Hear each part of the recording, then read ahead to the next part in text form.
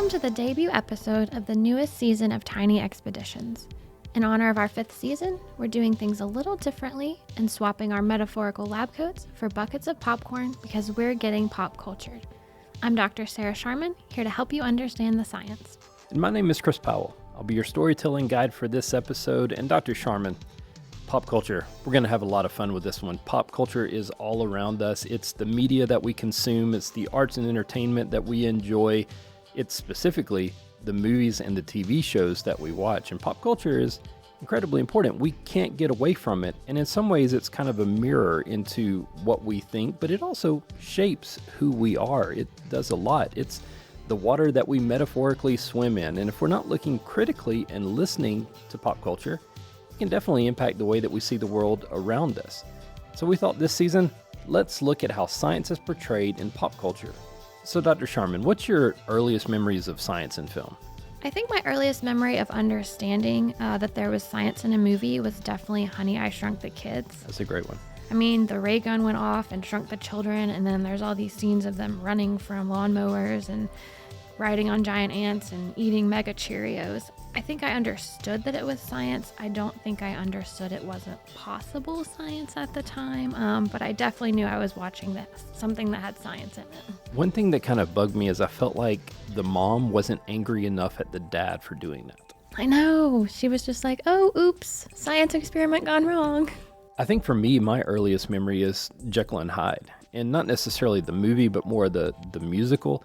And it's the image of the mad scientist in the basement mixing chemicals together, but being around the institute here, I've kind of noticed that's not how it happens in the real world. Exactly. And I think all of these incorrect or overinflated storylines in science are there because it needs to be entertaining, right?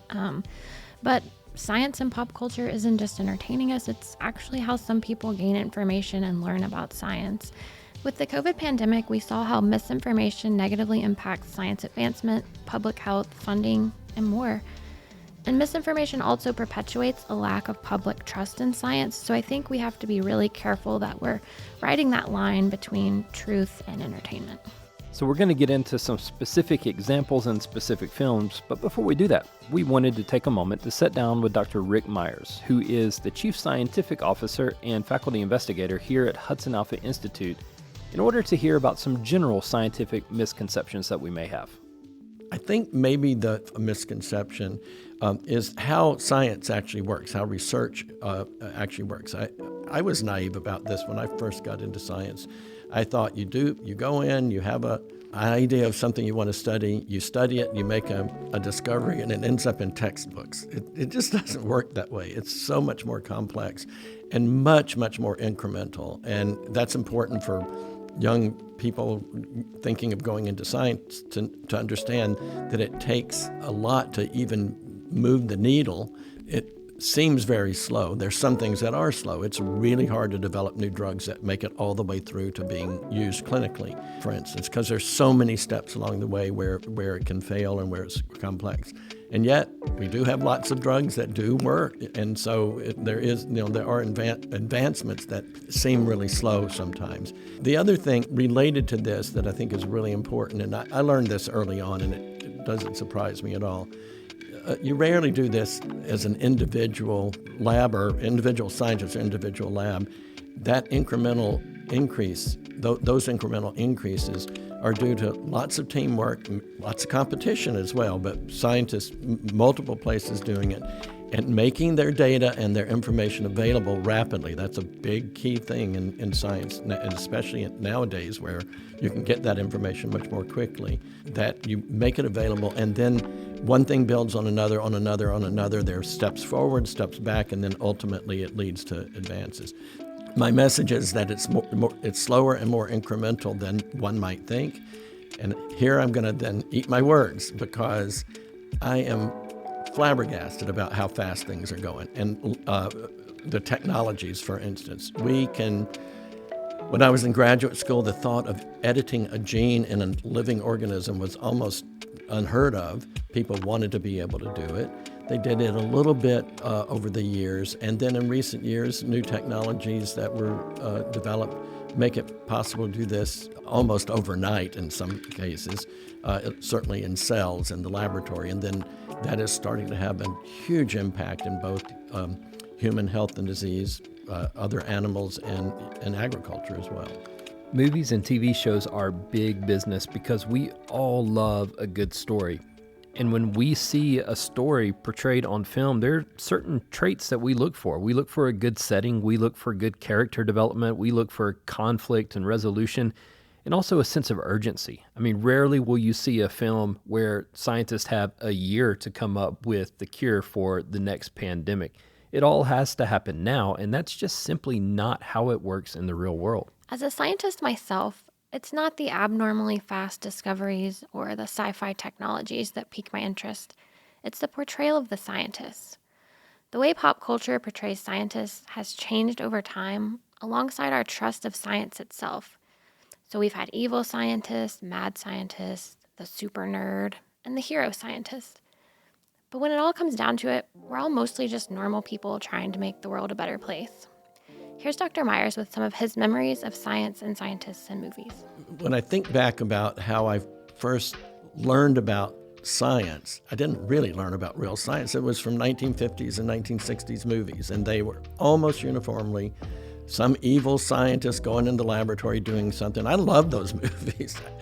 And I kind of thought that's probably how it works. I didn't really understand scientific research at all. And luckily, when I was in college, I had professors who pointed me in the direction about what you actually do in a research laboratory, what the whole motivation is. You're trying to discover something to learn how the universe works. While I still like to look at those old movies sometimes, they're not accurate because, yes, I'm sure there are and were evil people doing science. The vast majority doesn't even come close to that. I mean, I think a lot of that is, what are the motivations? Why are we doing this to begin with? And I honestly don't know a single evil scientist. I'm sure there are, as I said, and then there are bad actors in every field, in every area. But I think the vast majority of people who go into this and do it are doing it for several reasons. One of them is the thrill of discovering something.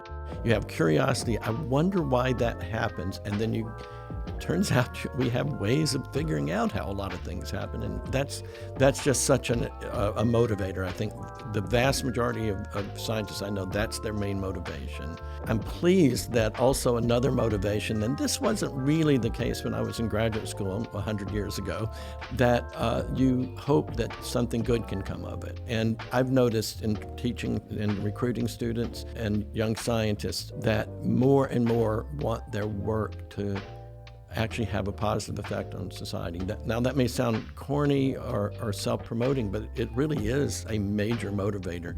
And I'm really delighted that that's the case. We certainly see that every day in our work here at Hudson Alpha. We've covered a lot of the bad portrayals of scientists in pop culture. For a good portrayal, let's turn to Dr. Sheldon Cooper. One of my favorite television series ever, which ended just a couple of years ago, is The Big Bang Theory, which is about a group of physicists. I think it's loosely based on Caltech there in Pasadena. And it's hysterical, for one thing. It's just really, really funny. I remember being delighted that you hear the word postdoc on television. I mean, who knows what a postdoc is? And for those who don't know, a postdoc is a trainee who's gone to graduate school and are doing more advanced training before they go off and run their own laboratory or work in a biotech company or something like that. They actually got the science right in this too. And I actually know from having talked to people who are in the know in Hollywood where it's done, that they have pretty deep scientific advisors who make sure that the things that they say and talk about are actually accurate. Now that's physics, and I think science in general has this principle of curiosity. You want to learn something, lots of hard work, that you can see that in the show. So that was one of the positive ones. I mean, they were nerdy, but the characters were just lovable once you got to know them. So Dr. Myers loves The Big Bang Theory. Sarah, as a scientist yourself, do you have that same affinity towards these characters in the program? Do you find yourself in this show? Yeah, Chris, I really do. I mean, even though I'm a biologist by training and not a physicist, I think that there are a lot of relatable qualities about the characters. And I mean, I just really enjoy watching a representation of people working in a lab. And shout out to all the female scientists on the show. The thing that stood out to me that Dr. Myers kept saying was about characters, right? It's all about the character development in Big Bang Theory. He loved the characters. And not every story is necessarily about just the characters. When we were preparing for this season, we asked people to give us input on movies and TV shows that we could possibly use. And one that came up time and time again was Jurassic Park. You know, this movie is, 30 years old now, but it still keeps coming up. And it's not necessarily about the characters for Jurassic Park. It's about the science for Jurassic Park.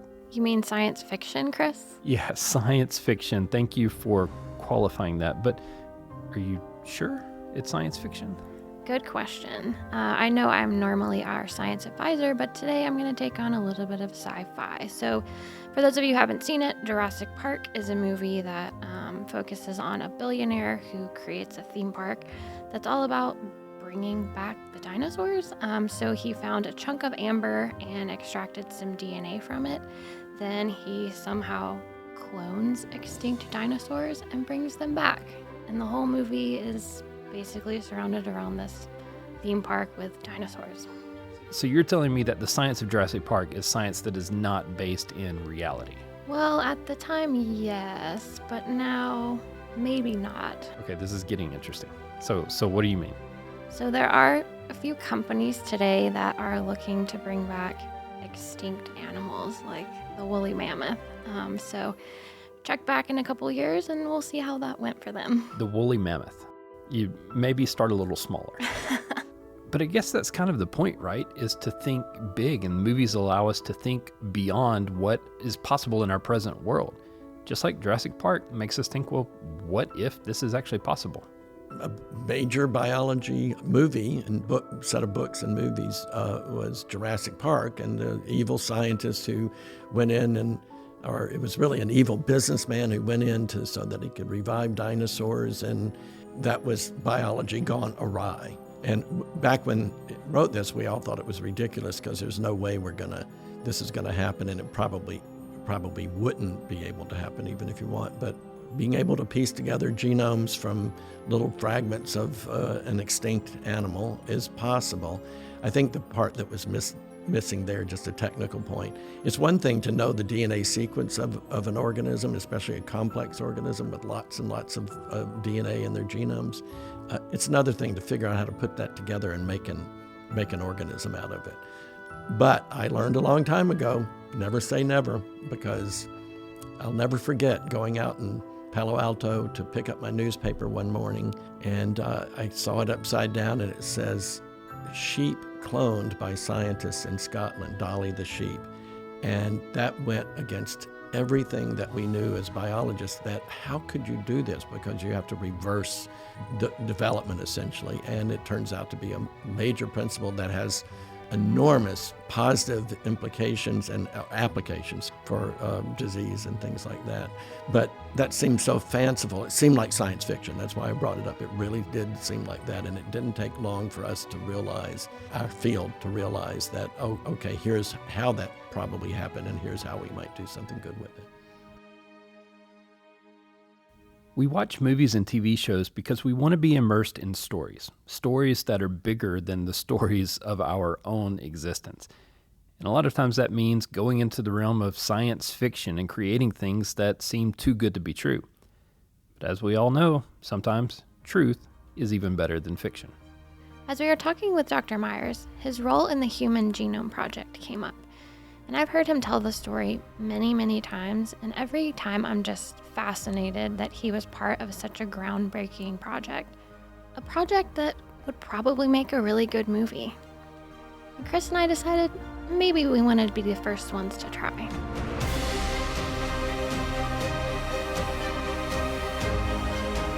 And now, Tiny Expeditions Productions presents tonight's feature film, formatted for the podcast as an audiological feast. We're calling it Decoding the Mystery of Life, an inward voyage of humanity's self-discovery, the Genome Saga. So that title's a little long. It's a working title. So maybe we just call it a movie about the Human Genome Project. But every movie needs a setting. So go with us. It's the mid-1980s in the Bay Area. The sun is shining, the birds are chirping, the weather is absolutely perfect, and Uncle Jesse is fixing his hair for a night out on the town. I'm going to step in and fact check here. I don't think Full House came out until like the late 1980s. Oh yeah, that's right. We're dealing with 84, 85. Okay, let's redo this. The Golden Girls are getting ready for a night out on the town. So the concept came about in the mid-1980s, really 84, 85. I happened to be just sheer luck in the room when some of that was being first discussed because I was attending a small meeting.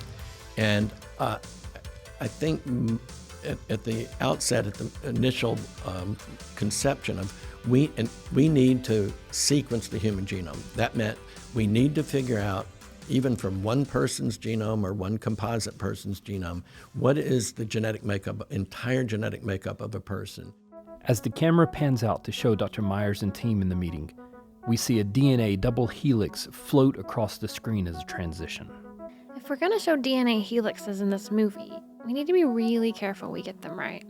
So what do you mean by that? It's just a double helix, right? Actually, the two strands of DNA twist together in a very specific manner. They go over each other in a right-handed direction. We don't want scientists to lose trust in our movie thanks to an incorrect helix. And even though it was the early days of sequencing, the science community definitely knew what a DNA helix looked like. And the technology back then was so crude, it seems like the dark ages now, that if we took the approaches that we had then, it would take 100 years or longer to actually do this for even one. But it ended up being a motivator for let's develop technologies and figure out how to do it. Part of the drama for us nerdy scientists was that we wrote grants in 1989 for the project to start in 1990, and we were waiting to hear whether we were going to get them. Between the year of 1989 and 1990, these nerdy scientists needed to pass the time while they waited for their grants. And since Taylor Swift was just born and they couldn't listen to her, they decided instead to go and consume a lot of In-N-Out burgers. Is this true, or are you taking creative liberties again? Well, we're telling a story here, Sarah, so we don't need to confirm these. Let's just tell the story. Mm-mm. We were lucky. My colleague David Cox and I were able to get one of the first grants when we were at UC San Francisco in the mid-'80s to the '90s. And then we started the project, and there was an enormous amount of slogging. We had so many meetings.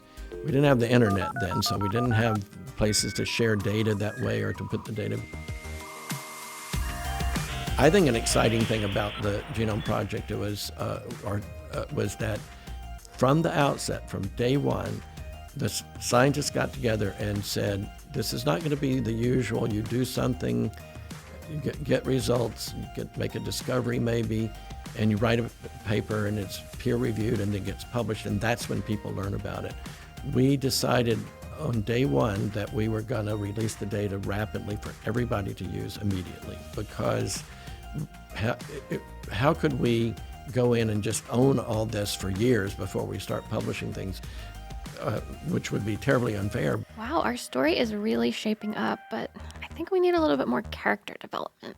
Yeah, I agree with you. Although I feel like we do have some character development here. I'm really kind of fond of Rick and hearing about his colleagues. They're definitely setting themselves up as the heroes of the film. And well, Sarah, if we have heroes, I guess that means we also need some villains, though, right?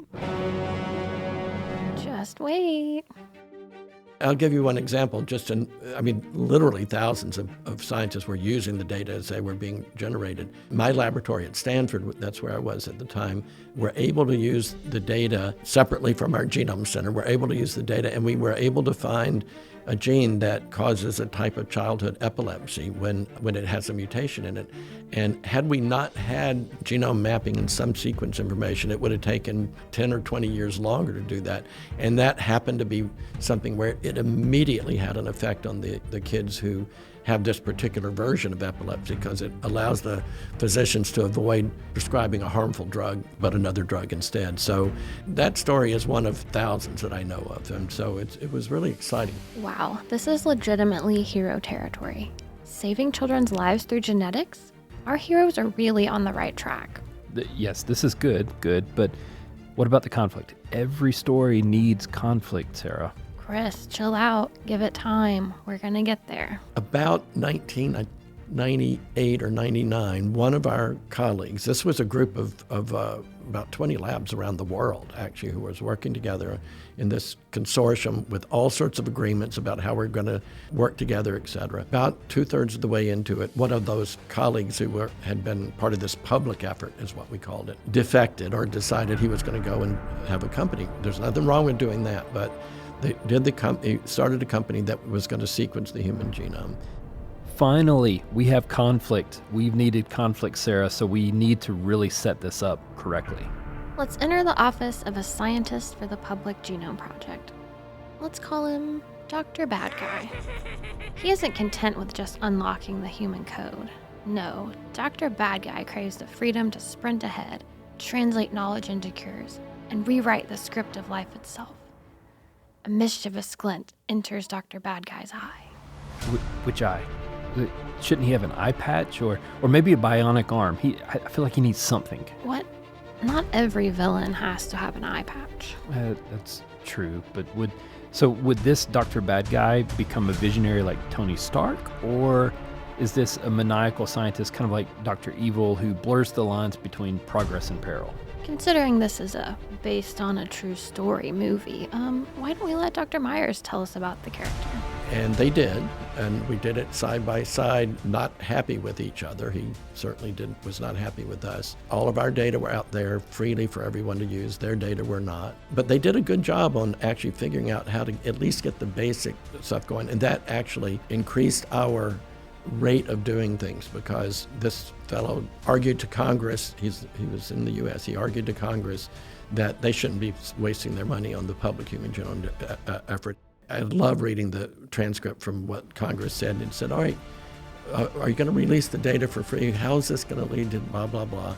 And they didn't believe him. And sure enough, a darn good thing that they kept it going. Really, that his company really produced a draft of the genome, not the completed genome. We produced a draft at the same time. So there's some drama in there.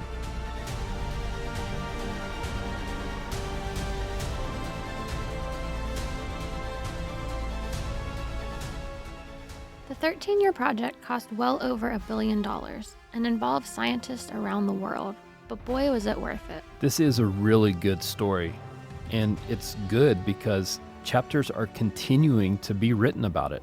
New diseases are being diagnosed through genomics, and the technology from the Genome Project continues to improve, driving advancements in fields outside of just human health. And while our story, or our telling of this story, only lasted a few minutes, the reality is that these few minutes represents a lifetime of work for the scientists involved. But that's part of the big issue that we're talking about here. The day-to-day slogging through and making this kind of progress. The end result is sometimes utterly amazing, but it's not real sexy to look at what you actually ended up doing to get there.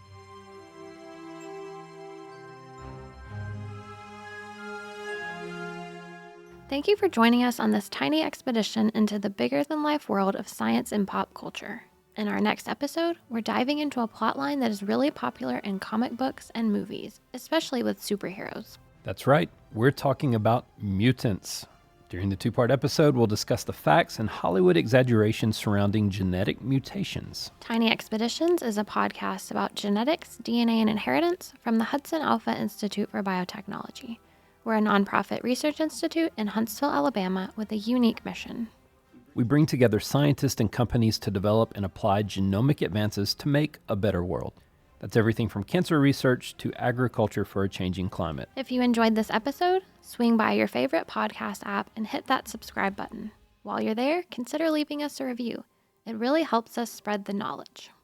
Season 5 of Tiny Expeditions is made possible in part by our sponsor, EBSCO Information Services.